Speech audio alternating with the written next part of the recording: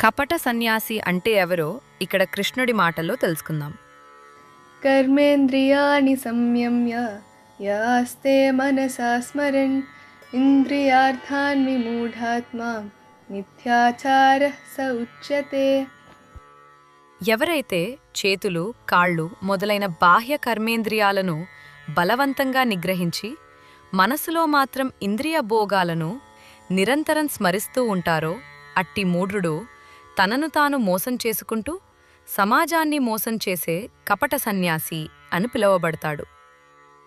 బయటికి తనేదో గొప్ప త్యాగిలా సన్యాసిలా నటిస్తూ కళ్ళు మూసుకుని కూర్చుని లోపల మాత్రం ఇంద్రియ సుఖాల గురించి, డబ్బు గురించి ఆలోచించేవాడు నిజమైన జ్ఞానికాడు.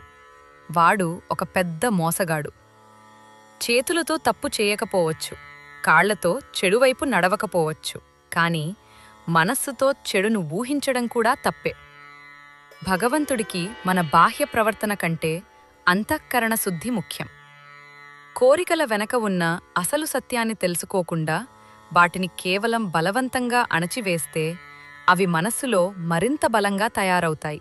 కాబట్టి ఒక కపట సన్యాసిగా జీవించటం కన్నా ప్రాపంచికమైన పోరాటాలని ఎదుర్కొంటూ కర్మయోగిగా జీవించటమే మేలు. నిజమైన శ్రేష్ఠుడైన యోగి ఎలా ఉంటాడు? తదుపరి శ్లోకంలో తెలుసుకున్నాం. ఈ కంటెంట్ మీకు నచ్చినట్లయితే లైక్ చేయండి, షేర్ చేయండి, సబ్స్క్రైబ్ చేయండి. ధన్యవాదాలు.